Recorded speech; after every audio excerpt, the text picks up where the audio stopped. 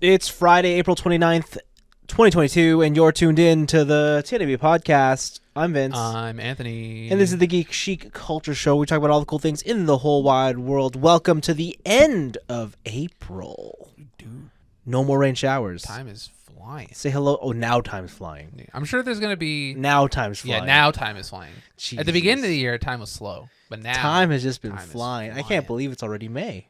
It's crazy. So why is time flying now? I don't know. I had a revelation of just like the last time I hung out with my friends in Toronto Yeah? for my friend's art gallery. Yeah? And then apparently that was like almost 2 months ago now. And I was like, hot damn, what the fuck? Where did the 8 weeks go?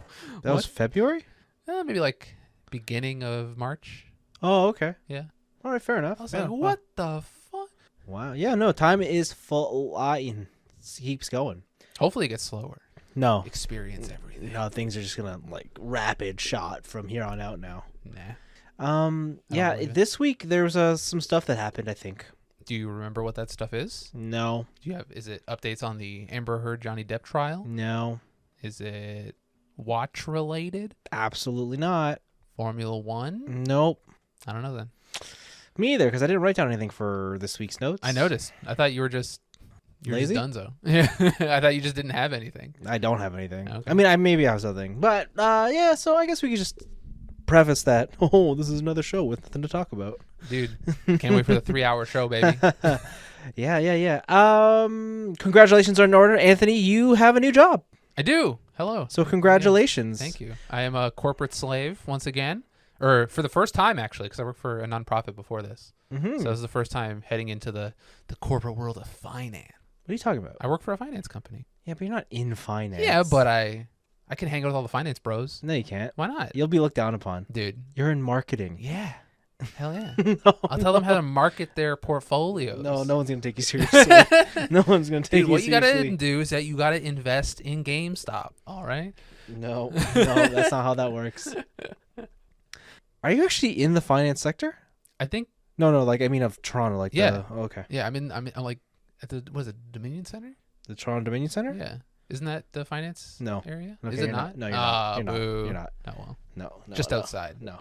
Okay, cool. Wicked. With that out of the way, let's there's some Hey, stuff. whoa. Hold on. What? Why wouldn't I get along with finance bros? Because you're in marketing. So you don't think that we can unify our strategic endeavors together? You know that my role is to bridge the marketing team and the finance team together? Yeah.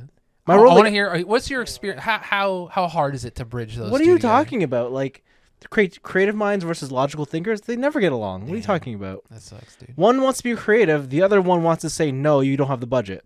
Be creative No. with the budget. No. Find more money. But then if you do be creative with the budget, that means that the following year the finance people will say, "Oh, so you could done this project on less money, so we'll give you even less money for the following year." Oh, that's shady. That's just how it works. You're not going to spend the budget, then we're going to reduce it for the following year. No, we just didn't need it for that year. Exactly. But this year is different. No. Big plans. No, we don't approve. No. Damn, I'm gonna have to fight some finance people. Hot damn. I mean, it will turn into, it's just a lot of politics. But anyways, Is it like a wrestling ring? Like no. just suplex No. the main accountant? No. Damn, that'd be sick. No, and Listen, if my job involved like to get a budget confirmation or a budget approval, I needed to like wrestle or like MMA the finance guy, I'd go to the gym. no, it doesn't work I that think way. that'd be pretty sweet. That doesn't work that way. All right. Anyways, cool. There's some things that came out this week. There is. I saw only one major event. Actually, no. There was a big event that happened this week. It's called CinemaCon. Mm-hmm. So, and there's a whole bunch of movie announcements that came out. However, they only were announced at CinemaCon itself and not publicly yet. Like things leaked out, but everything that was shown is not being shown to the public. Like it's not on YouTube. It's yeah, okay. like it's not coming until later date. So, like I know they showed off Avatar 2. Do people still care about Avatar? Apparently, yeah, it's a big okay. deal. All right. But the coolest thing I heard about this movie is that it's being filmed in like every format, at every possible frame rate, at every possible aspect ratio. What? Yeah, it's like Why? you want to watch a movie at like 360 frames per second? Can I watch it at 4:3? Maybe, at maybe 480i Maybe you can. on my Trinitron, my Sony Trinitron. James Cameron, is that his name? James Cameron? I think this is his name. Yeah. I think he's gonna do it. So Buy it on VHS. yeah, there's been a lot of other interesting announcements, but I'm sure those will come at us when they become more depressing. Oh, actually, Into the Spider-Verse Mm-hmm. or Across the Spider-Verse. Okay. Originally slated for this December, delayed Nice. 6 months. Hell yeah. But part 2 got announced for 2024, so look forward to that. How's that gonna work? They delayed this one until So All so the first part 1 will be June 2023, and then the year after part 2. Okay. So right. something to look forward to down the line. My big pieces of news come from Call of Duty. This isn't real. There is a new event in Call of Duty Warzone This isn't real. I don't called believe it. Operation Monarch, God damn. and it is the Godzilla versus King Kong event. No details are out, but I believe it launches May the 11th, and it looks like Battle Royale with Godzilla and King Kong is coming your way. How that affects the game world, I don't know. But hey, pretty cool. Is this enough to get you back in just to sample it? Is it still 100 and whatever gigs? Yeah. Probably not. Then I got no space. But then so is Apex. Yeah, because I have Apex installed. Just get rid of it. Oh my God, blasphemy, dude! What the fuck? Are you actually gonna play it? I'll try it out. Okay. All right. The other thing is Call of Duty announced their latest entry into the franchise. Okay. Can you guess what it's called? No. Modern Warfare 2. Remaster? No. Oh, they're just reusing. So they had Modern Warfare, the new one. And now they have So is this like Anthony, can you guess how many Modern Warfare games there are? a lot? And how many Call of Duties with Modern Warfare in the title are there? Oh, 6 at least. 6. Oh wait, does no Warzone count? No. Modern Warfare Warzone? Is that a separate title? That one is a separate. I think that one originally came with Black Ops. No. Okay. I'll No, Call of Duty Warzone is its own thing. I'll go with 6. 6. Including this new one, 7. Okay, interesting guess. Including this new one, there is 10 What the Modern fuck? Warfare Oh my God. games. Can you Jesus believe Christ. that? Think of a new. What the hell? Yeah, would you like me to name them all for you? Please do. Call of Duty 4, Modern Warfare. Classic, absolute classic. Modern Warfare 2, Modern Warfare 3, Modern Warfare Reflex Edition, The fuck is that? Modern Warfare Mobilized, Oh, the mobile games too. Modern Okay. Warfare Remastered, Modern Yeah. Warfare 2 Remastered, Yeah.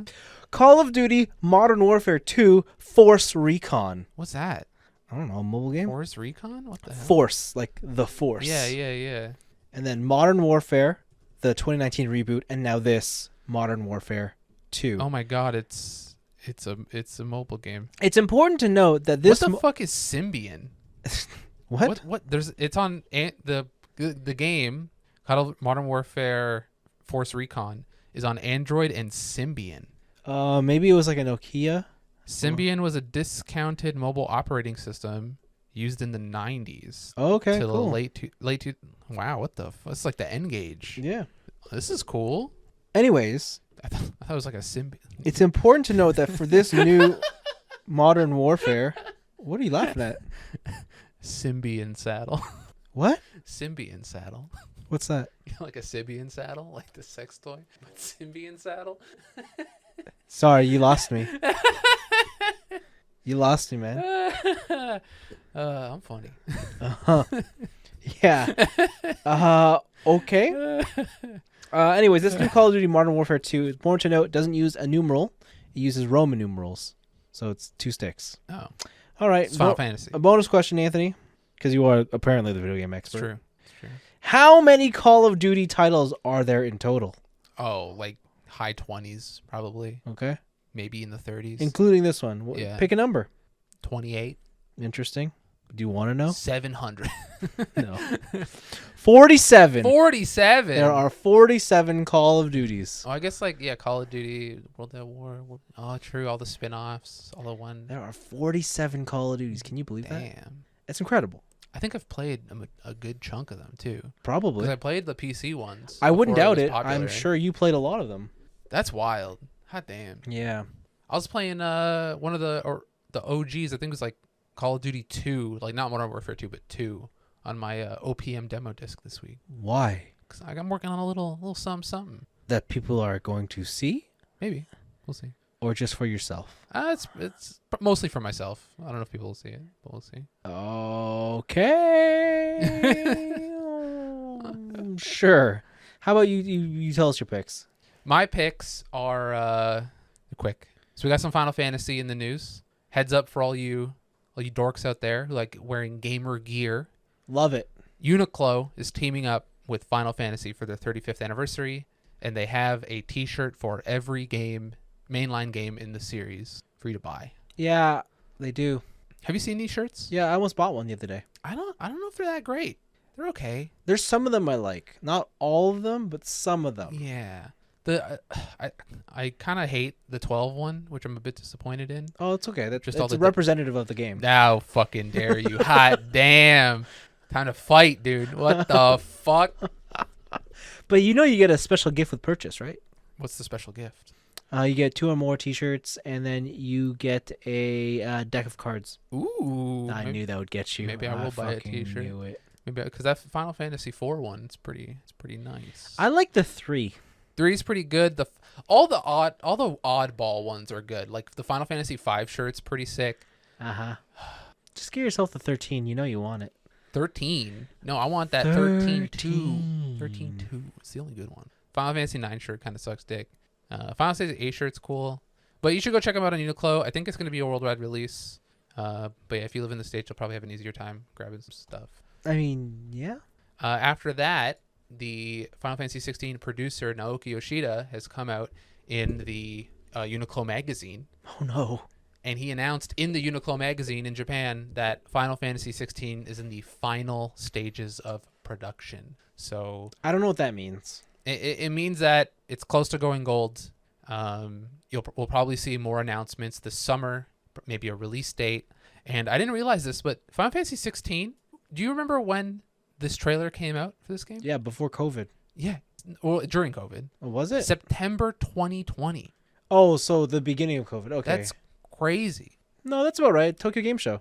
Still. I didn't realize it was 2020. I thought it was like just last year. This is why time has been flying for me, because I've read a couple stories and my friend said that thing about our friend's art gallery. I was like, what the hell? When does all this time go? What's going on? Mm-hmm. But yeah, so look forward to more Final Fantasy announcements coming up soon. Yeah, well, nothing in the near future, but yeah, sure. Well, I don't know. Summer's right around the corner. We'll see.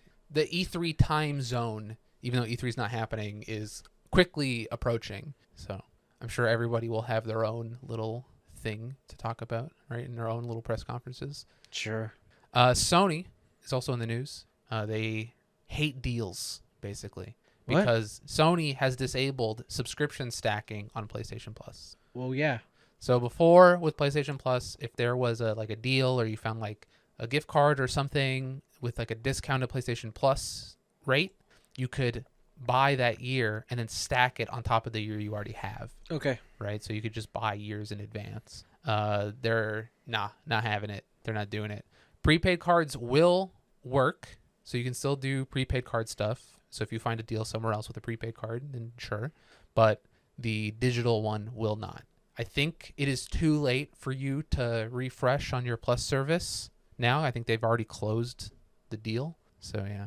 I didn't realize you could stack on the digital ones. I believe you could, yeah. Because I knew you could do it with the cards. I didn't realize there's an option. Because, I guess I never had the reason to do it. Yeah. Okay.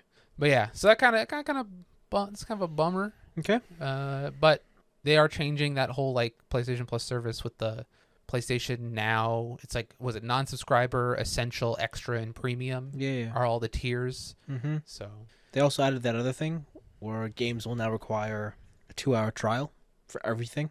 That sounds. I think it's on games that are, I want to say $49.99 and up only. Yeah. So smaller indie titles probably won't have to. So you can So is this the Steam refund thing? Where it's if you played it for less than 2 hours or owned it less than a week or whatever, then yes and no, because no, it's not a return. It's you get a 2-hour trial. So just every game has a 2-hour demo if it's above a certain price point. Yes, I think the way they did it was it was supposed to be the price point was $35 wholesale, but I guess when that goes to retail, I think it works out to about $50. I'm sure that'll be tricky for really short games too. If your game is $40, but it's under 2 hours maybe, but. Yeah, but I mean, I guess the window of games in that they probably have done some sort of research. Yeah, and just checked out statistics about And I'm it. sure there'll be some like case by case basis where they can be the exception to the rule. No, they can't. Yeah, they can. No way. Absolutely. Absolutely not. Hell yeah. No breaking the rules. Support indies, baby. F the indies, baby. Damn. The logical mind versus the creative mind. What the hell? They're not making me money. You're not making me creative, all right? You're not bringing me new ideas. I just told you about Godzilla in Call of Duty. That's not your idea. That's 2 other people's idea, and I'm getting paid for it. God damn, what the fuck? You're getting paid? I want to get paid. What the fuck?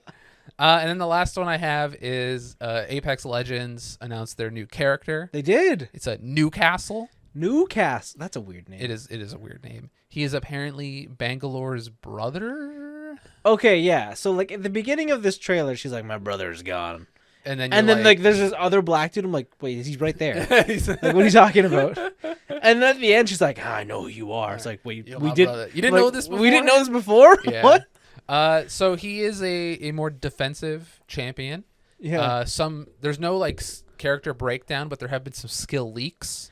Okay. People are kind of speculating what his stuff is. So he has a portable shield on a drone. Like, you remember Lifeline when she used to res people? It would put up that shield. Oh yeah, that's gone. Yeah, so that's gone now. But he has it on a drone. On a drone. And apparently the drone is rumored to be controllable, so you can like move it in front of your people and stuff like that. Really? And just like advance with it. The other one is his passive, where when he's rezzing somebody, a knockdown teammate, he puts up a shield to block a certain amount of area, and then he can drag the body while he's rezzing.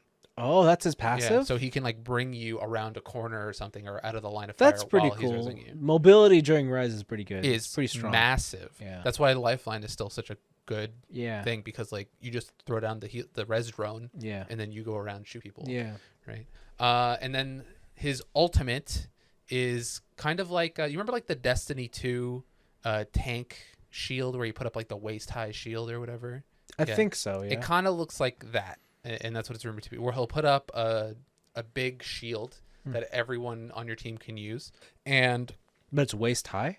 there's certain areas that are waist high, so you could shoot out, and then there are character tall portions. I don't know if it has any sort of like projectile blocking, like who was the Indian girl they added with the turret? Oh, Rampart. Yeah, Rampart. I don't know if it's like Rampart where like you can shoot out and they can't shoot in. I think it's just there's gaps in the shield, and then maybe it's like a permanent fixture, like it's something that doesn't go away. Yeah. Right. So it might be useful if you're dealing with sniper fire and you're in an open field or something. You just pop that down. You have a place to hide while you figure out your next move. Okay.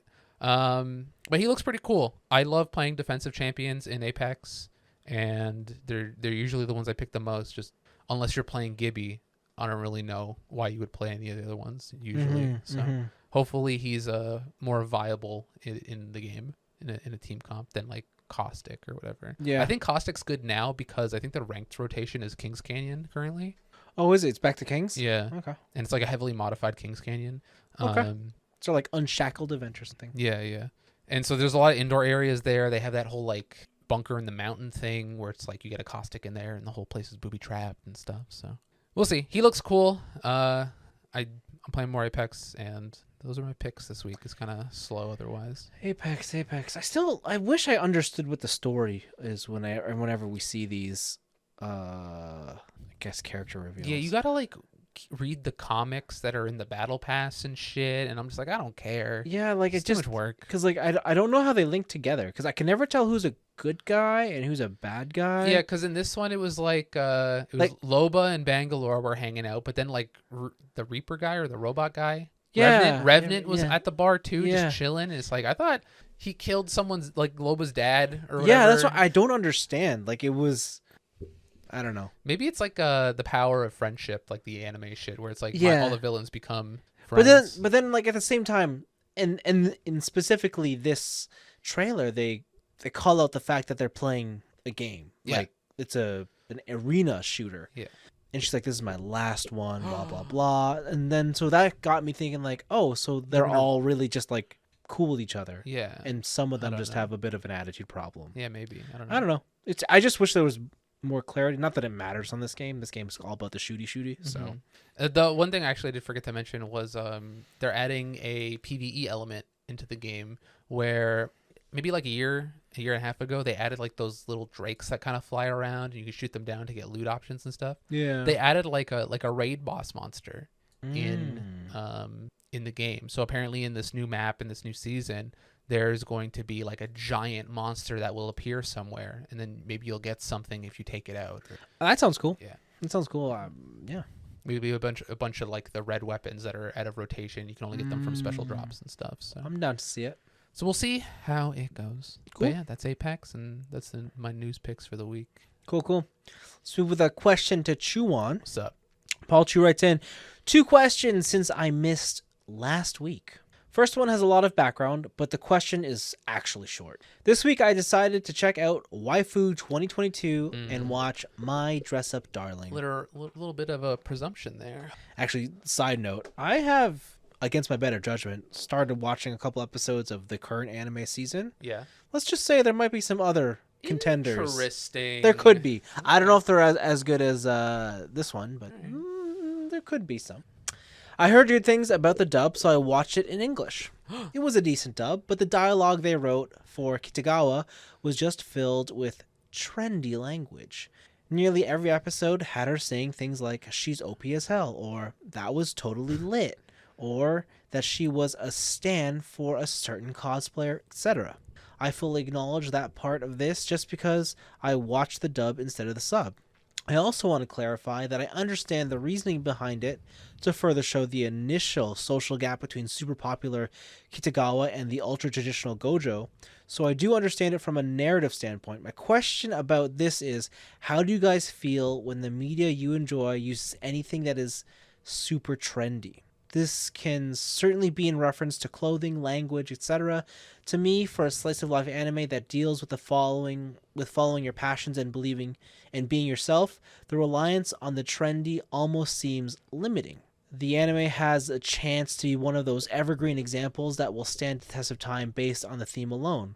My worry is that in this case, the language will seem dated in 5 years and will result in people writing it off. How do you feel that, Anthony? I think I would agree. You want things to always be timeless and evergreen? I don't think I want things to always be timeless and evergreen, but I think that when you decide to... Actually, let's just start back. Okay, I'm going to start back at the beginning where he talks about like all the trendy language and that kind of stuff. Mm-hmm. I think if he would... I kind of feel like he didn't like it almost. Like he gets it, but he didn't really enjoy it, I guess. I think he's more worried about how this will age. Like he won't be able to recommend it to somebody later on.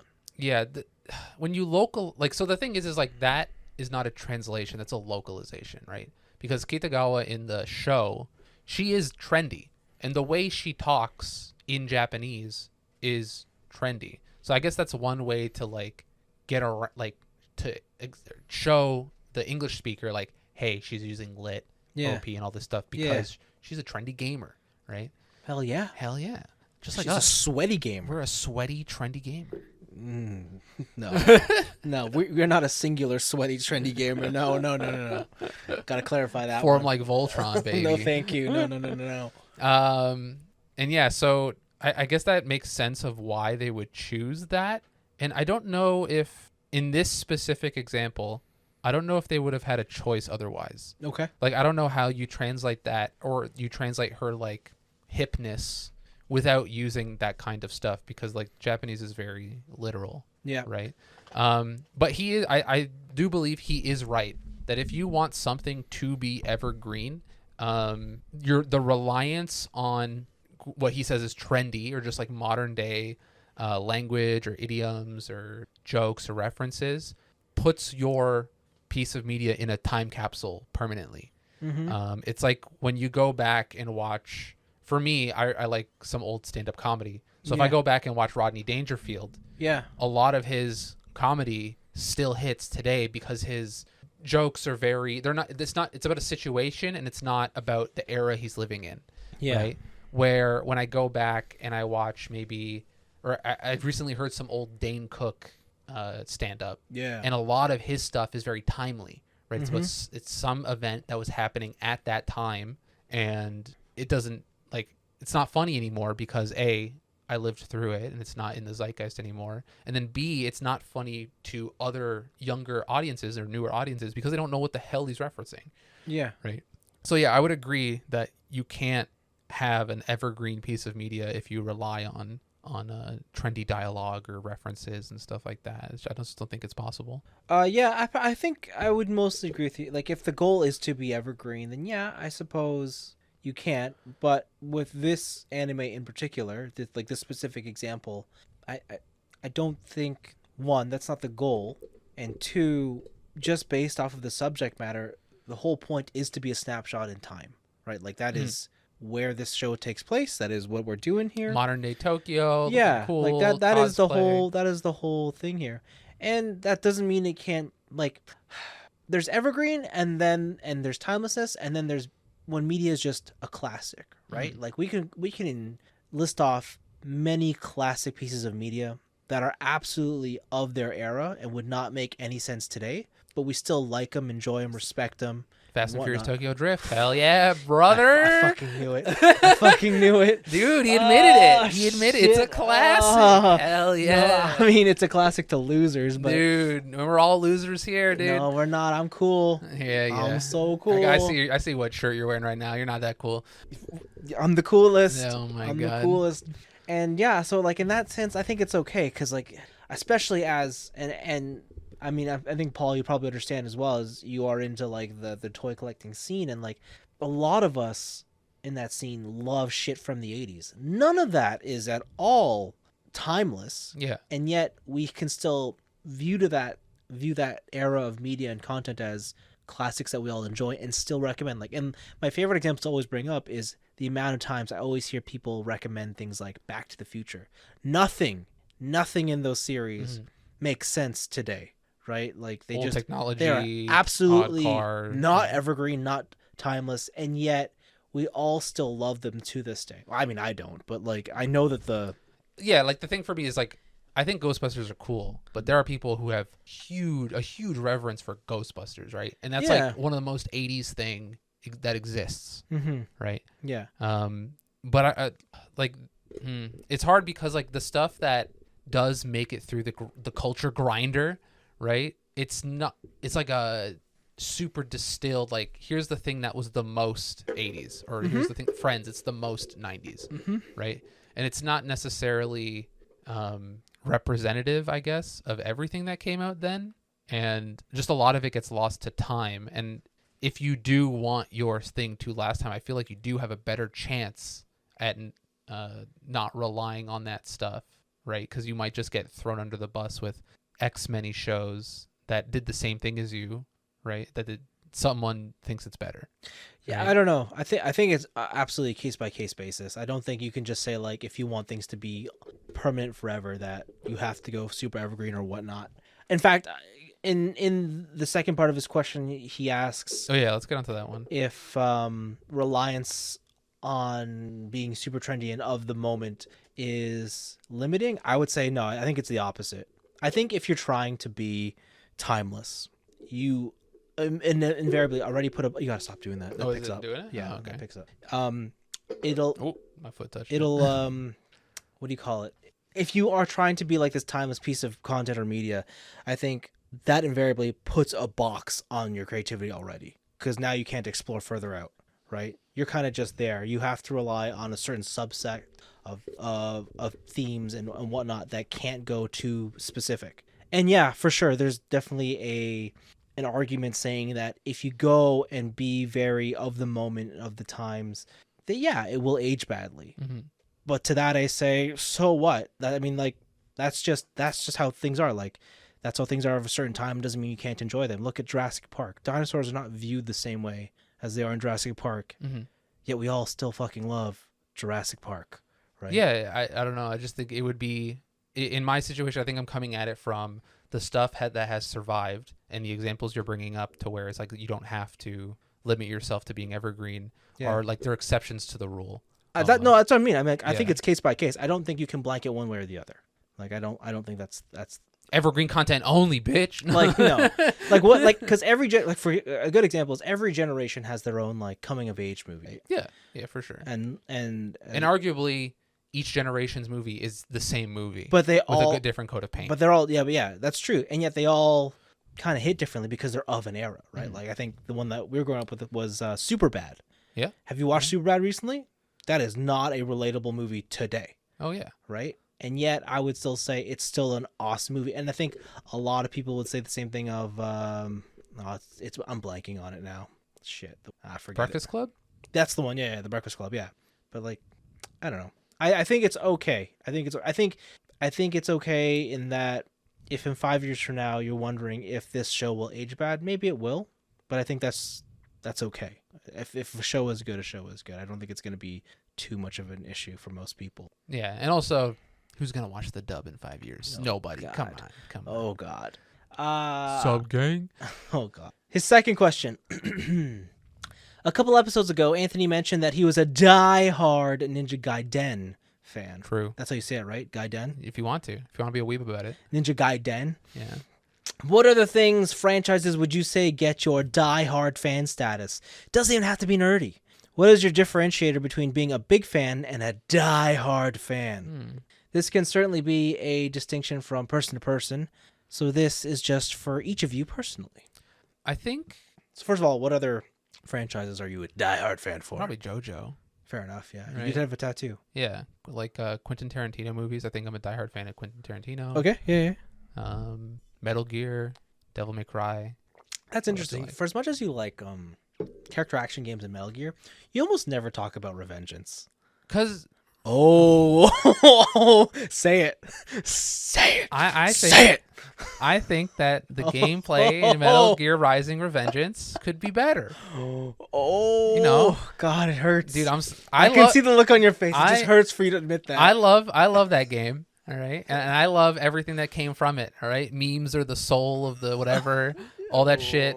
Fucking Sam with his gun katana case, that shit slaps. Yeah. But when you actually fight people, I don't know, like it's kind of just God of War with cutting. Wow. Yeah.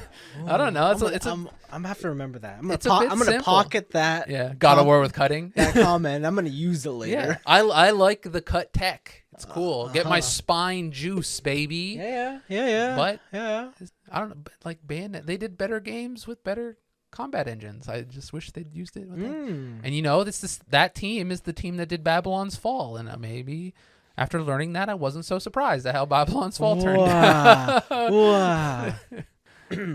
But yeah, I think to answer this question, to transfer from like a fan to like a diehard fan, in my mind, is you got to know things beyond. You got to know or do things beyond the first layer of like liking something. What does that mean? So like, if I watch Kill Bill, I'm a fan of Kill Bill. I was like, oh, I like that movie. I watched it maybe like once or twice. I really like Uma Thurman. You might reference a scene that you think is cool and stuff like that, and like you're a fan of the movie, right? Okay. But if you're a diehard fan of Kill Bill, you might know like, oh, in Kill Bill 2, Quentin Tarantino, Pai Mei is like an old Chinese kung fu thing from the 80s, and the guy who plays Pai Mei in this movie was actually the guy who killed Pai Mei in a older 80s movie, right? Yeah. And you would know all the background lore of that kind of stuff.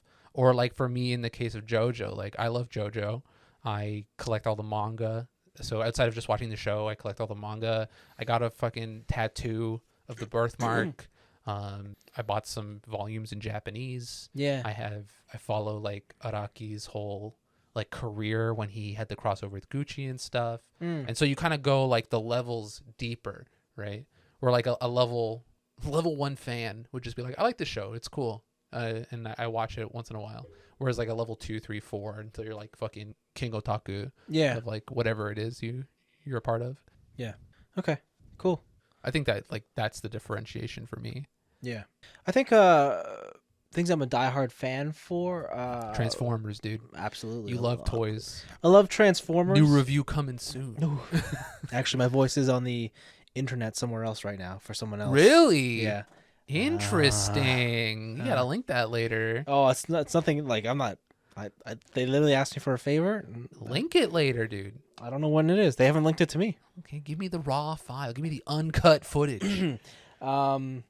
Yeah, so I would say for me, Transformers, obviously, and contrary to popular belief, I still fucking love Gundam. Gundam is very cool. We all know I love Overwatch. Have not stopped. You have a literal diva chair, like a $700 office chair. It's not $700, dude. Have you seen fucking Secret Labs chairs now? I think that's like a $700 chair now. Dude, this was like $350. No, $400. No. Is inflation that bad? Inflation might be that bad. I'm gonna, you keep talking, and I'll go find the chair. Okay, yeah. Mass Effect. I love Mass Effect. We all know this. I think for me, the differentiation between a big fan and a diehard fan is the minute you go and do something or take an action that is outside of the original interaction you had with that media. So, for example, if it's a game, if I do anything related to that game that isn't actually playing it, for example, if I were to buy an office chair because it literally had an Overwatch character that I played, then absolutely. The Diva chair, currently is $710. Is this the Titan XL? This is the Titan Evo. Oh, okay, I don't have that one. Okay. I have because the Titan's their bigger one. I think I have the smaller, whatever. I thought the Omega was their bigger one. No, the Titan is bigger. Okay. The Omega's that's what I have, the Omega. Okay, all right. Yeah. And so, yeah, every time, like, for example, I watch a Transformers show and I'm like, oh God, I need to have some toys. And then I need to also know, like, who designed this toy? Like, why did this happen? Why did it work this way? I love watching that kind of stuff. For example, Hasbro lately has been doing these sort of, I don't want to call them like developer diaries, but they give a little bit more insight onto the creative process behind why certain toys were made the way they were. And I find that stuff super fascinating just from an engineering standpoint. But it's something that you would need to have fun with the actual toy in hand.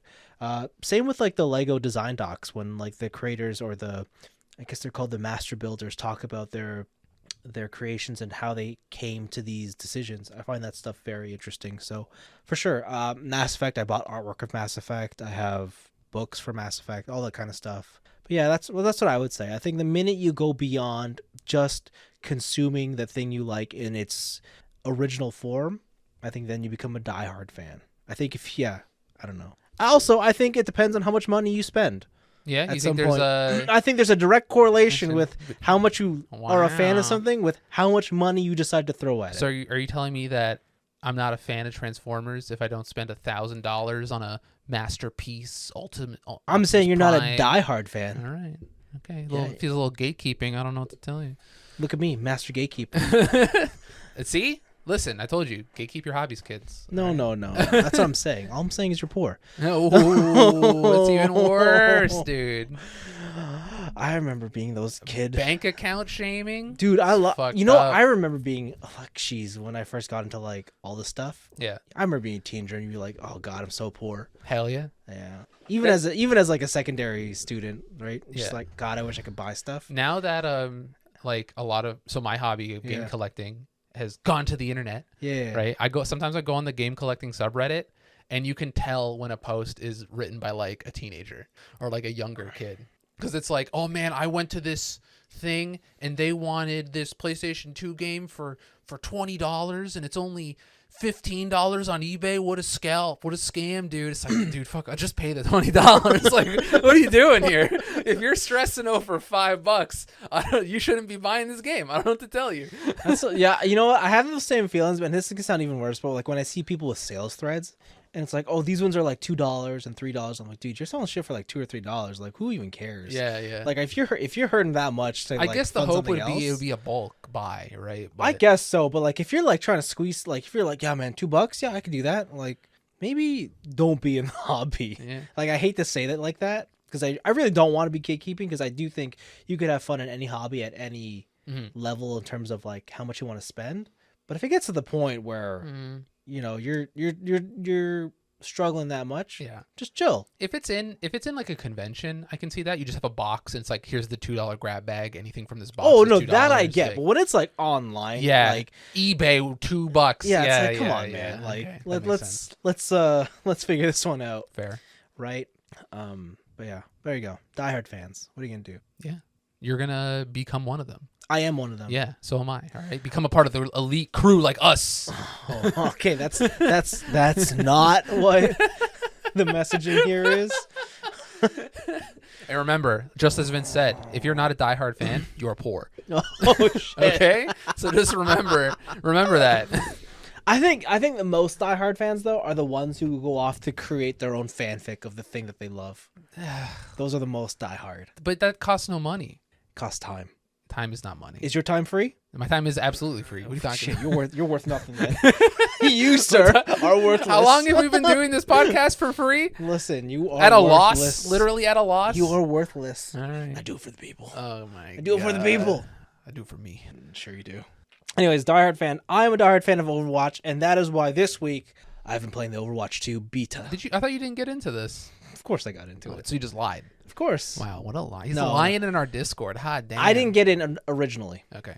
I just simped a Pokemon for a couple hours and I got in after. Oh, did you actually? Yeah. Hot damn. Yeah, so I watched her play for a bit. I was like, fuck, I want to Was play she? this. Did she have the natural curls, or was she straightening Straight. the hair? Oh, straight. Straight. I like curly hair Pokemon. I think You like Moroccan Pokemon. I like Moroccan Pokemon. Yeah? Because she's Moroccan my world. You know what I'm saying? Oh my god. God damn. Oh my god. Dude.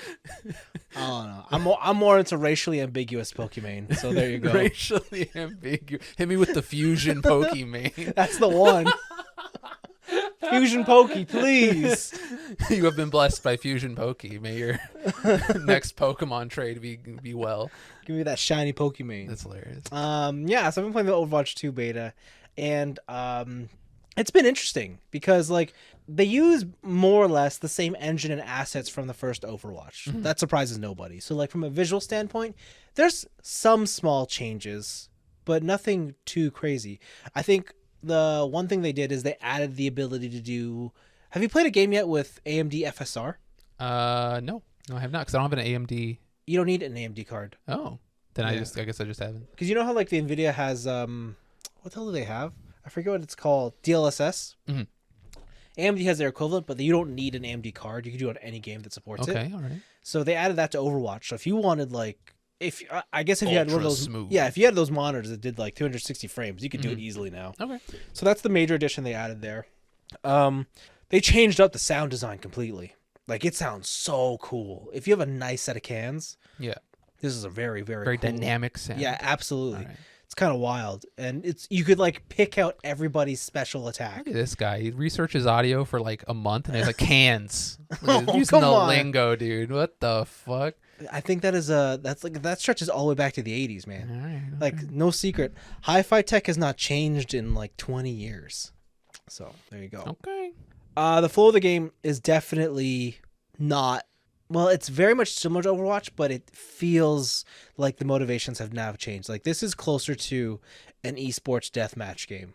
Not Really? Not deathmatch. Quake. Bring back Quake. Okay, deathmatch is wrong. It's still an objective. Never mind. I take it back. Hold on. It's an objective shooter, but there's less of like everyone in their role are definitely way more focused in their role. Okay. As in like you won't have like those questionable supports where like they can't heal. Why are they a support?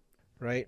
And all DPSs are strictly DPS. Okay. Like I think Soldier can still heal, but beyond that, everyone else is more or less a damage character. So for example, McCree used to have this flashbang.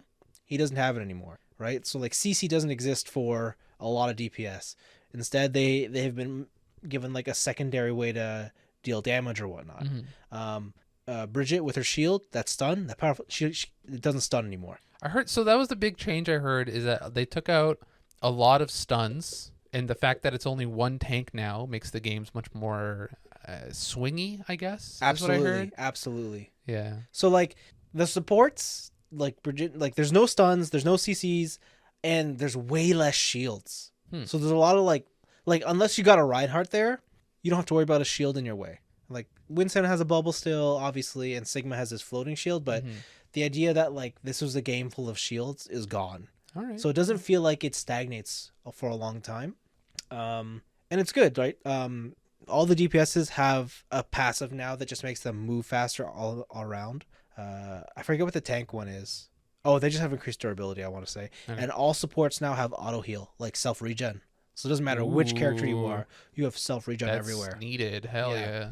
yeah. And it's good. It makes certain characters more viable and less. Like Zenyatta got the rough end of the stick there, like because Yeah. Zenyatta effectively got nothing. Because he's just in the middle. Yeah. Yeah. But people like Ana, wicked, because now Ana can stay alive. We'll say a bit better. I heard Canada ladies insane. So I played Sojourn. I played almost all of the Sojourn. Character's a beast.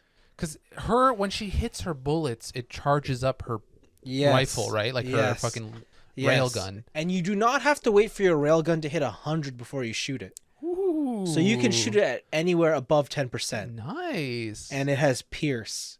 Spicy. But what makes Sojourn dangerous is that slide. Okay.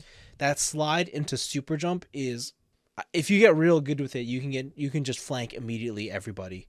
But of course, the jump makes you vulnerable because you're just in the air and you have no utility up there. When you jump, are you locked into your arc, or can you adjust it? You kind of locked. You're locked into your momentum. Okay. So you kind of have to be in a certain way, but the momentum comes from the direction you choose to jump in, and then you go. So there is a little bit of control, not a lot, but you have a little bit of control there. Orisa is insane. Mm-hmm. The new Orisa is insane. No one really plays Doom Tank.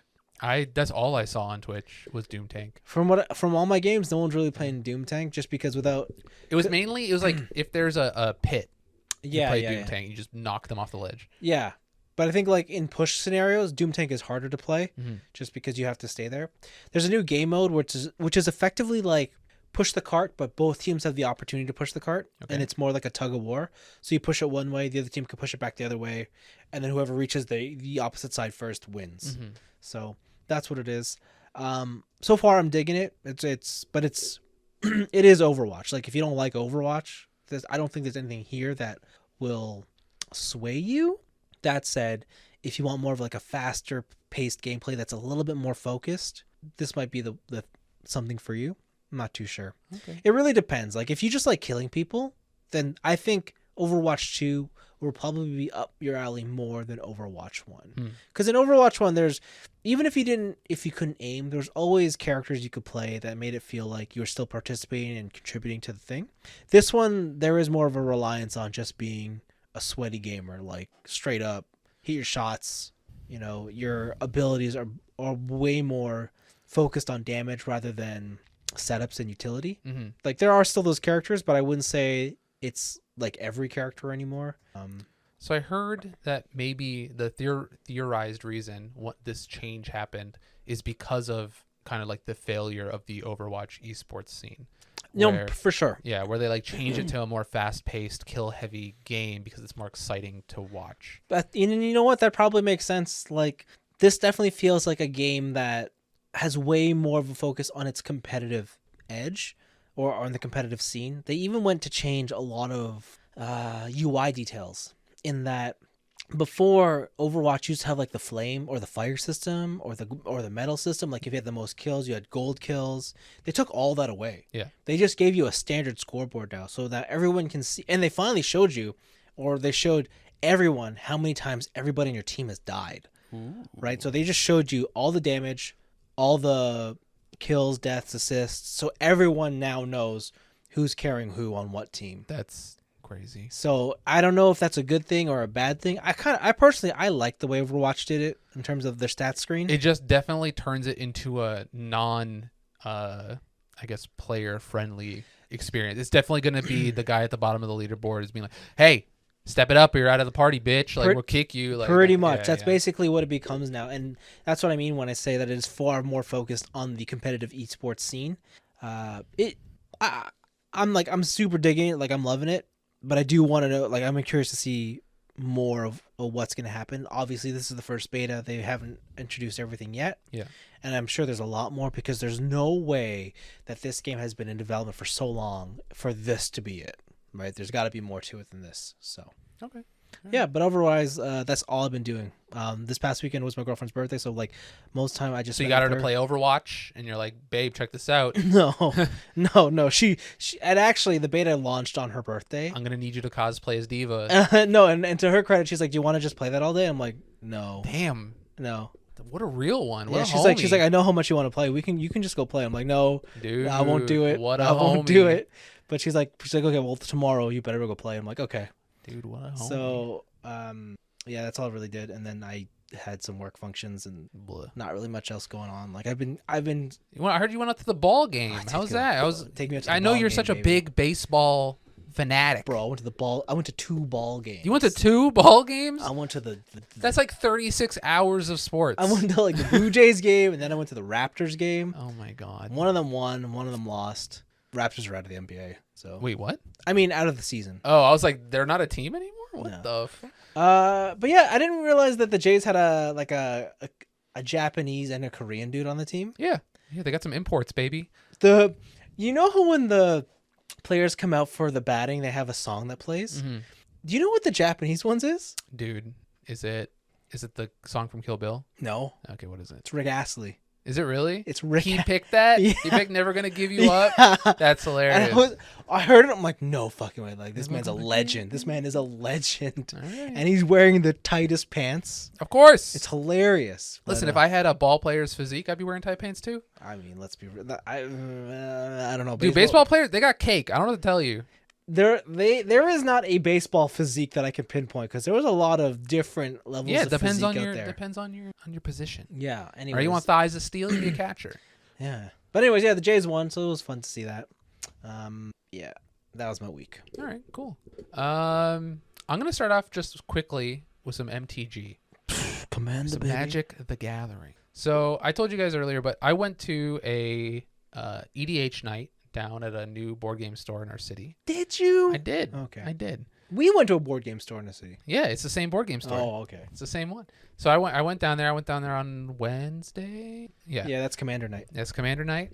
And yeah, when we went down the weekend, he was like, "Hey, come for Commander. We're doing all this stuff." I'm like, "Sick. All right, I'll come." Showed up. My friend group is not as casual as we think we are, Okay. because we played with some truly casual players, and I fucking rolled them like to a point where I was like, I kind of feel bad. or like the other part was like the whole table had to go against me to like knock me out. You should feel bad. I guess. I guess. So that was, it kind of renewed my my love of EDH, because I don't play it that much. I wrecked some noobs and suddenly I love Yeah, the game suddenly more. I loved it more. And I was like, you know what I should do? I should make a meta deck. No. Maybe I should. I don't know. Because the lands are expensive. I don't know if I'll get that crazy. But I wanted to talk about some cards that came out in the new set. So there's a new set that's called the Streets of New Capenia. Capenia? I forget. I don't know how to pronounce that. Capenia? Capenia. Capenna. I have no idea. Capenia. It's very like Art Deco theme, very like Bioshock 1 style. But there's 3 cards. One of them I actually managed to grab from the night, from the EDH night. So this one is called Titan of Industry, right? It's 4 mana, 3 green. 7 mana for a 7/7. It has Trample and Reach, and it has this effect. When Titan of Industry enters the battlefield, choose 2. Destroy target artifact or enchantment. Target player gains 5 life. Creature, create a creature that is 4/4 Rhino, green Rhino Warrior token, and put a shield counter on a creature you control. So shield is a new mechanic in this series, where it is a temporary indestructibility, basically. So if something were to hit my 7/7 for 7 damage, but has a shield counter on it, the shield counter goes away instead, and then he's vulnerable to the next one. Got it. Right? I learned that in my deck, I have a card called Ilarg the Raise Boar. Okay? When he attacks, I can put in a creature card from my hand, tapped and attacking, and for that combat. And then at the end of that turn, I take that creature and put it back in my hand. Okay? Titan of Industry's effect is when it enters the battlefield. Oh, I see. So every single time I attack with the Raise Boar, he enters the battlefield. I blow up an enchantment and I put a shield token on something, and then he goes back, and I repeat the process. And that was such a nutty interaction. Highly recommended. But the main one I wanted to talk about is this new card. It's actually causing... They're like wondering, should Halo Fountain be banned in ED? Banned. Oh, God. So Halo Fountain is an artifact. It's a 2 colorless and 1 white. It has 3 effects. 1 white mana, tap, untap a tapped creature you control, create a 1/1 green and white citizen creature token. Okay. 2 white mana, tap, untapped 2 tapped creatures you control and draw a card. And the last one is 5 white mana, tap, untap 15 creatures you control, you win the game. What? What? 15. 15. Oh, wow. So you need 15. like tokens on the field, huh? Yes. Okay. So here's the thing. This card is kind of... People are wondering about it because token doublers exist and token commanders exist. Yeah. And they have made a white card that fucks with what they call the color pie. Yeah. Right? So certain characteristics, certain keywords will only appear on certain colored cards. Right? Okay. So green has a lot of trample. They're usually big in the butt type cards. Yeah. Red has a lot of haste. Okay, white has a lot of like first strike, lifelink. Black Right, has death right. touch, all that stuff. But Halo Fountain is a mono white card that does green shit, right? Because it creates tokens. It makes you draw cards. It wins you the game, literally. And people are kind of like, this is Fair. really dumb. Because there are cards in Commander you can use like Cryptolith Rites, Yeah. which is an enchantment. I think it's only like 3 mana. And it's all your creatures have tap this creature, create 1 mana of any color. So if I create I see. 15 tokens and I tap them all, and then I pay for the cost, and I untap all of the creatures, I win the game. And there's a lot of room for abuse. And from that, I was like, I'm going to make a token deck. Just gonna do it, huh? So I've been drafting out a Risk the Redeemed green-white token doubler. He's one of the very few 1 mana commanders. And his mana is a hybrid green-white, so I can pay with either white or green. Very cool. And he's crazy. One of his skills is just create a green-white elf. And his other skill is for each creature token you control, create a copy of that creature token. That's one of his Abilities. Oh, wow. It's like 6 mana. Oh, okay. But commander, right? So Yeah. you ramp up, you get some mana doublers, you got some mana dorks or like elves. There's a couple elves in there, which is like create green mana for each elf you control, Yeah. right? There's a infinite combo with this. What's the one card? It's an equipment. I forget what it's called, unfortunately. Umbral Mantle. And it's 3 mana untap a creature. Okay. So instead of a tap symbol, it's an untap symbol. And it says when this card untaps, you create or you give this creature +2/+2, right? But if you have a mana dork on the field that's generating at least 4 mana every time you tap it, that's infinite mana. I see. I see where the problem is. Right? You see where the problem lies. It's a really cool card. I definitely want to buy it and try it before it gets banned.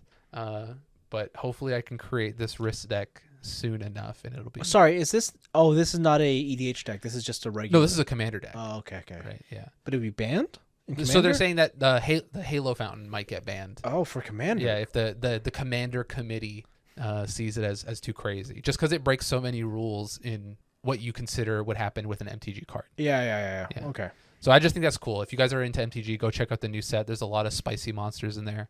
It seems really fun. And there's actually a lot of... there's a set or a type of EDH called Pauper. And Pauper, you can only use uncommon cards and below rarity. So only common and uncommon. And that makes it a little less nutso and also much more affordable to get into the game. And there's a lot of good like Pauper commanders in this set. I would recommend checking it out. Cool. And then the other 2 things I did were gaming. I played some Apex. Played a little bit of Apex. Went back to that for some reason. I was just like itching for a shooter. Okay. And I've been playing on the controller Where, though? on the PC Oh, why? because the aim assist still exists Yeah. on the PC, and I just wanted to try, right? Because I was like, hey, you know what? I'm shitting the bed with this mouse and keyboard combo, right? Let's try the controller. Let's see how it goes. There are times I don't even think I'm aiming, and I hit people. Like I don't feel like I have to aim. Dude, you should play on PlayStation then. Dude, the wingman on a controller Mm. is crazy. Oh my! I can't hit shit with the wingman on keyboard and mouse. When I play that shit on controller, I'm hitting a little bit more than like 50%, even at a decent distance. Damn. Right? That I didn't believe all the kids complaining. Like, oh, it can't be that. It's always been like that. damn, son. Damn. There's some mobility stuff I can't do, like in terms of like jutting through the air and doing like a lot of quick turn shit, like you can on a mouse. I can't just like whip my mouse around at like 700 DPI. Yeah. Do whatever. But I am so much more consistently hitting people in Apex. And since I last played that game, people have gotten very good at Apex. Like people who are silver are playing like in the gold league of what I used to play in and stuff like that. That game has evolved in ways that I cannot imagine. Mm-hmm. Everyone's doing movement tricks. It's nuts. They're all like bunny hopping with shields and stuff. They're like shield hopping and stuff. It's the floor is much higher than it was before. Listen, go back to console. I guess. If you're gonna be on a controller, go back to console. But it's crossplay, right? Doesn't matter? No, because it still fixes you on the PC pool. Okay. All right. Because, like, let me guess. When you're playing with controller, you could still move the mouse. Yeah. I can go like just. So it'll count you as keyboard mouse. Yeah. Okay. But if you're on console, then you have the controller pool. Maybe I'll hit up the PS4. Because I know the PS5 and the Series X just got updates. Mm-hmm. They're next gen Apex updates. What does that mean? I think they support higher res, faster frame rates, blah blah blah. Okay. Oh, that was my other thing. You're probably not gonna care, but PlayStation 5 finally got a variable refresh rate. Who cares? I do, because my TV supports it, so I want it. It's the 1%er problems over here. Hot damn. Don't be poor. You know what else got to update? Uh-oh. My PlayStation 2. What? So Vince, you know, I played Apex. I was playing Ninja Gaiden all week, and I remembered something you've been telling me like just for the past like 2-3 weeks now. It's just like, Anthony, you could be playing new games. You could be playing games you haven't played before. And I'm like, you know, whoa. New games and games you haven't played before are not the same thing. They're new to me. And so I was like, hold on, what? Hold on. Can I ask you a question? What? This is a new game to you. It is. Was it shrink wrapped? No. Ah, then it's not new. But I haven't played it yet. I don't care.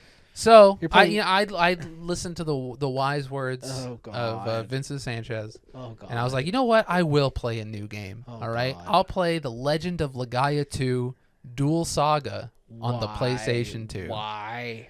The Legend of Legaia it's a game that came out. Oh, I know. I know. Why are you such a hater, dude? Relax. What the hell? This is a game that came out in 2001. Yeah, this game is old as fuck. It was under the Fresh Games label, the same people who imported Mr. Mosquito, everyone's fan favorite, Mr. Mosquito. All right. It is a turn-based JRPG. Not a good one. Dude, this game fucking slaps. I don't know what to tell you. The PS2, the pinnacle of the JRPG library. This is one of them.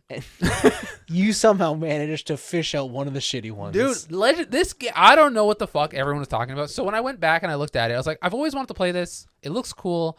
And I went on like Metacritic and shit, and it has like a 67. Damn, and like, you're such a hipster. Right? And I was like, it can't be. Like, it looks cool. Bro, this game fucking slaps. I don't know what the hell anybody is talking about here. This game, how it works is instead of choosing... Could have chose Tales of the Abyss, but you went with this one. Dude, Tales games are butt. All right, Tales games are booty. Could have picked Suikoden 4. I don't have that one, but I could. I could. Wait, no, I have it on backwards compatible on the PS3. Grandia 2. I do have Grandia 2. That's actually it was between this and Grandia 2. Oh, you chose wrong. You chose wrong. Wow. I did not. Yes, you did. You're going to put in Grandia 2 and be like, fuck, Vince is right. This is way better. But this game is still good. Okay, so it takes place with this guy Lang. All right, you're the sleepy main protagonist. You know, you're good at stuff, but you're lazy, sleepyhead type of thing. And you live in this small town that has like a ancient crystal that gives you fresh water. Like it just produces water out of thin air and it floats above a lake in your town. I need that. It's fucking sick. And then one day, you're training out to be a warrior. You finally turned 18. Yeah, you're finally 4. All right. Yeah, you finally turned. I think you're 17 or 18. Yeah. So you're finally an adult, and now you can help out as part of the town's army to protect it from wild beasts and shit.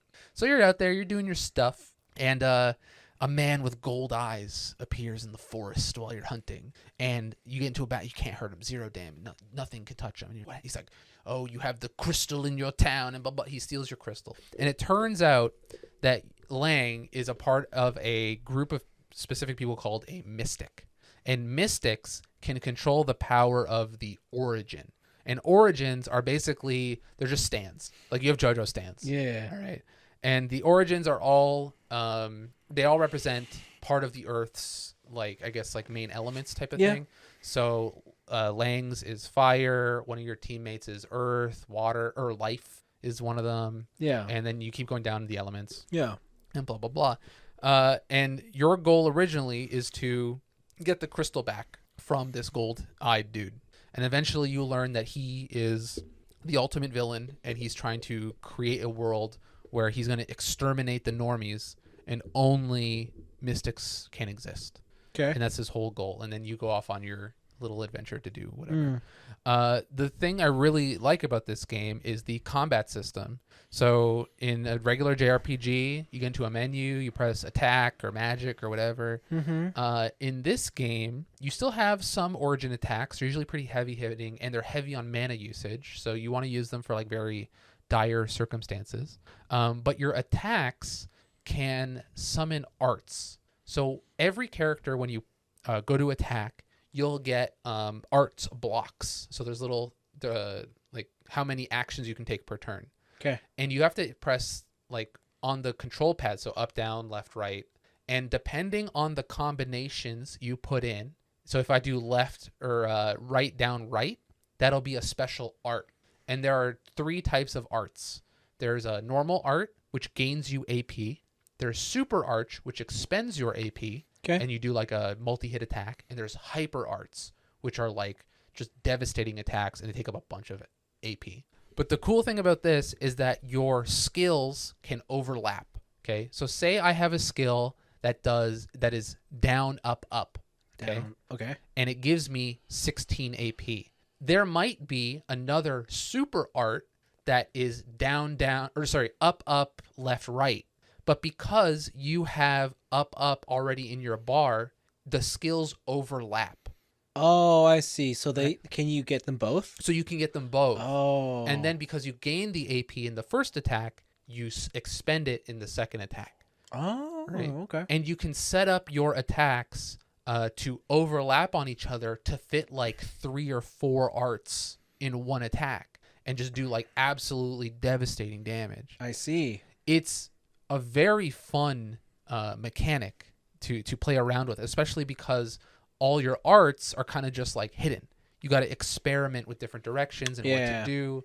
And then even once you unlock a bunch, the experimentation doesn't stop, because then you can find like what is your favorite optimal route per enemy, because the directions matter.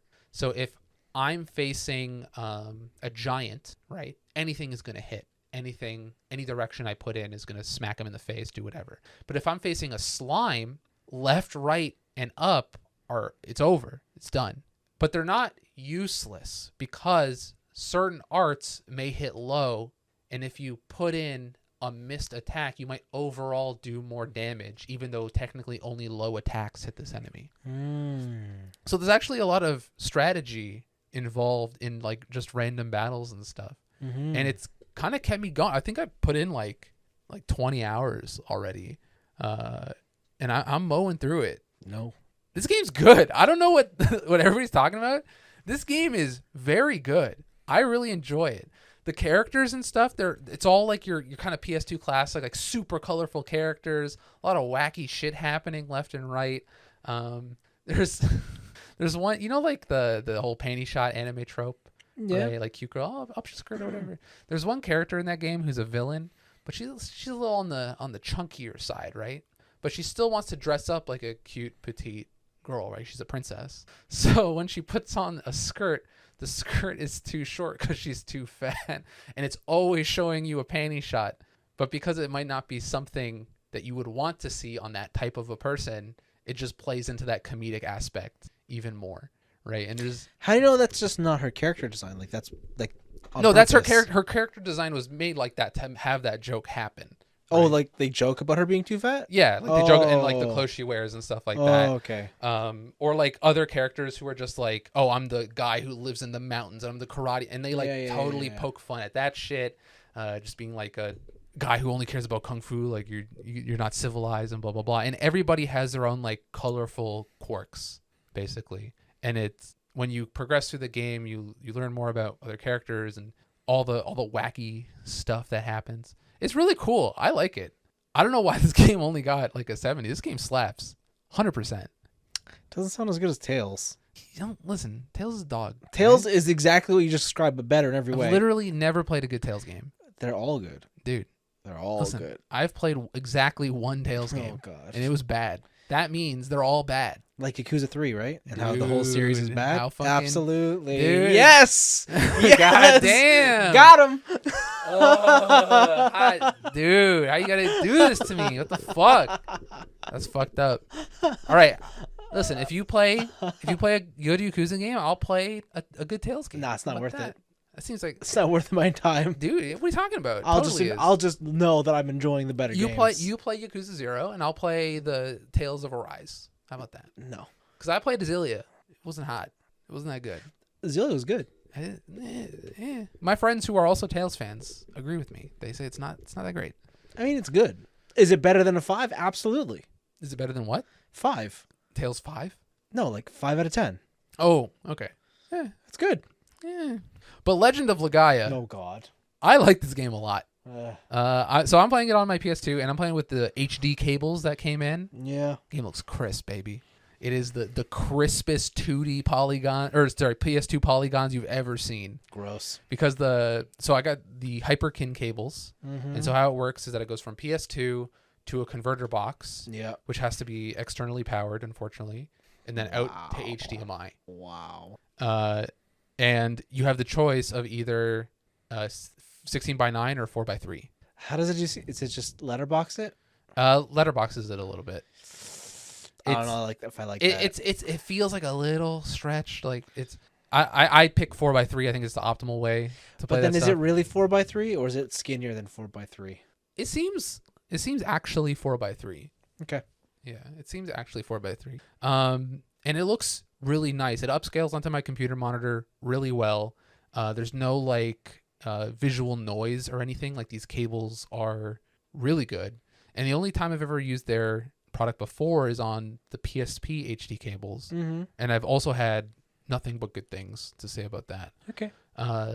So if you're a retro head, check out those Hyperkin cables. They're really cool. Mm-hmm. And that Legend of Legaia 2 game's pretty good. Don't do it. Game's pretty good. Watch, guys. Next week, you're going to try and recommend Baten Kaitos to you. Dude, all. Baten Kaitos fucking slaps. I don't know what to tell you.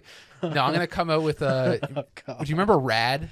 Yeah, I remember. Robot that. Alchemic Oh, Drive? Don't. Hell don't, yeah, brother. No. That's what I found that game like a couple years ago. I gotta play it. What a waste of money. What are you talking What about? a waste of money. Dude, what are you talking about? What a Control waste my of money. robot with a remote control? Oh, God. That sounds fucking sick. Hell yeah. No. So yeah, I don't know. I've been playing these PS2 games, and I'm just surprised at how well some of them hold up. So if you can get past the graphical fidelity of it, Yeah. um, Does this game have voice acting? oh, I forgot about that.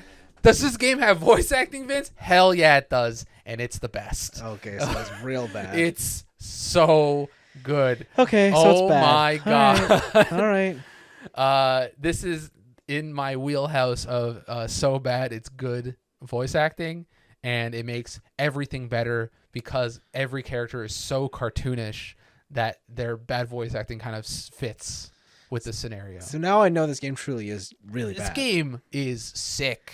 I mean, it falls into your wheelhouse, though. You're a bit of a contrarian. You like I'm things not a that are. contrarian. Yeah, you are. You think things are cool on the contrary. No, I think things are cool when they're cool. All right, and then some cool things slip through the cracks. All right, maybe the right people didn't review it at the time. Dude, you like things more if it's less popular or less good. That's not true. That is your like whole things. story. I like things Because and sometimes because then you come on here and bitch about how the things you like aren't more popular. and then some things. And the truth is, it's because they were bad. Brew, what are you talking about? Okay, the perfect example, Yakuza. Oh, God. All right, I bitched on this thing for how long? Like 10 years. That Yakuza slaps and Yakuza's sick. And lo and behold, everyone like Yakuza was always cool. Get the fuck out of here, all right? I was there when Luke Skywalker. Oh my God. So now you don't like it because it's right? cool. No, I love Yakuza even more because it's cool. But I'm telling you that I told you this 10 years ago. Why didn't you believe me when the Star Wars guy was voicing Kiryu? All right? I did, and I played Yakuza 3. That shit game. You played the worst one. You had unfortunate time. Even I would have said 10 years ago, I listened. Dude. I played Yakuza 3. Dude, it was bad timing. It was awful. Bad timing. Yakuza 3, the original Yakuza 3 was a bad game. Listen, it sucked. I listen. I'm telling you, Sega fucked up the localization on that one. Hundo P. I agree. Mm-hmm. But then 4 and up, shit started slapping. 1, 2 on the PS2, awesome. And then 3 is the dark horse. Nobody likes to talk about that anymore. Right? Nobody talks about Okinawa. Mm. And then 4 and up is fucking baller. Fucking slaps, dude. Okay. Right? Try Like a Dragon. It's a JRPG. I got too many things in the backlog. Dude, you're not doing anything. Your girlfriend's letting you play video games on her birthday. You got so much time. Yeah, Overwatch. I got Overwatch to play. Just delete it. It's over. You're gonna play it eventually. Dude. The bug has it's bitten. That's good. I'm in. So yeah, I think I'm gonna probably be playing some more PS2 games lately. And that thing I've been working on is the reason I've been playing like the old Call of Duty and stuff is because I've been using the cables to finally archive OPM demo discs. Oh my God. So what I'm doing is I'm playing through a whole demo disc, recording the footage, and then hopefully I'll upload it somewhere eventually. Oh my God. Dude, the tips and tricks sections, so sick. Oh my God. I watch all the trailers. But you know what? We play through all the demos once. It's cool. Everyone needs a hobby. It's fucking, dude. OPM demo discs are cool. That's cool. We got Saul with a hot tip for aggressive inline. God, enough of this torture. God damn it. All right. Next time you're like, listen, next time we're going out, you're like, I can't. I'm fucking. I'm archiving demo discs. I'll be like, yeah, I get it. Cool. Yeah. All right. Next time.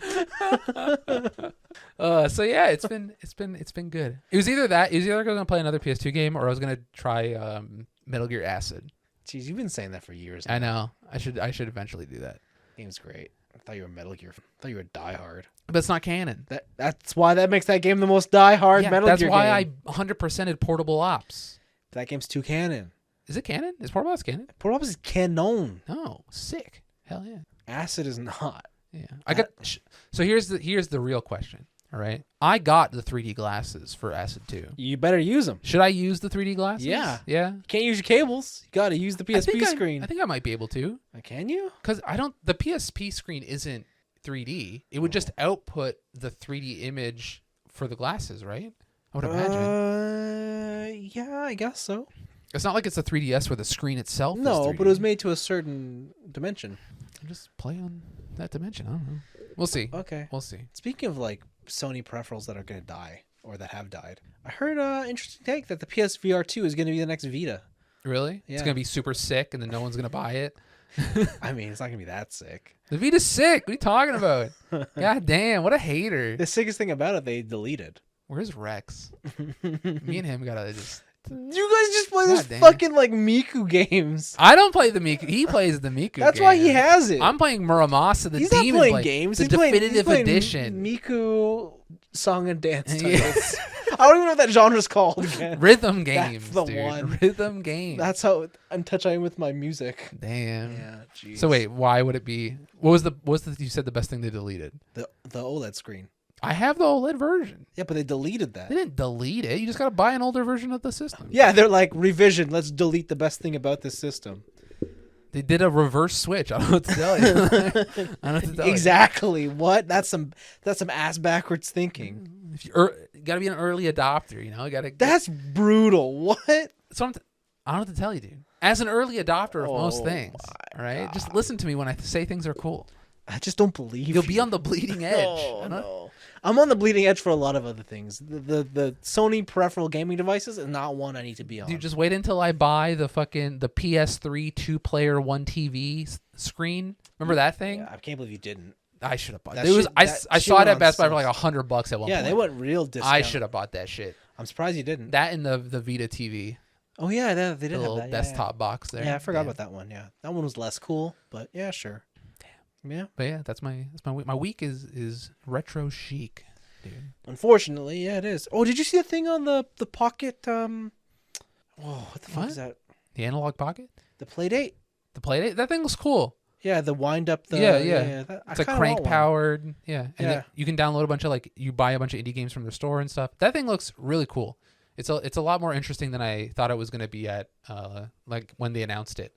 Yeah, now that I've seen more stuff on it, turns out you can't buy it even if you want it. So Oh yeah, of course. who cares? Limited edition, baby. It's Well, gonna- apparently you can. Like, it's just you'll get it next year. yeah, it's like the analog pocket. I'm gonna get mine Q4 this year. Yeah, so So. there you go. Whatever. Neato, Bandito. Actually, I have to cancel that. What? The analog? Yeah, Why? because I'm buying an exhaust, baby, and springs. Dude, what are you gonna have more fun with? Exhaust or the analog pocket? The exhaust. That dude, come on. I'm gonna wake up my neighbors every day being like that fucking asshole on the street. Yeah. Can't wait Do for we have noise laws here? Like there's a certain threshold, but cold starts on winter mornings are never gonna be fun. 6 a.m. can't you get I saw recently that you could get an exhaust with a bypass. You can. So you can turn can. it off when you're in the residence and then when you're at yeah, the car meet. Yeah. Ideally, I would want one that the resonator only happens above a certain rev range. Rip 'em. Yeah, that's the one. The Yeah. rip 'em? Who's called And, it the rip 'em? That's all cool kids are saying. I'm ahead of the curve, dude. God, You gotta damn. make up your own lingo. Not even in Tokyo Drift. I'm do they at call it the 5,000 rip 'em. rip-ems. No, they do not call it that.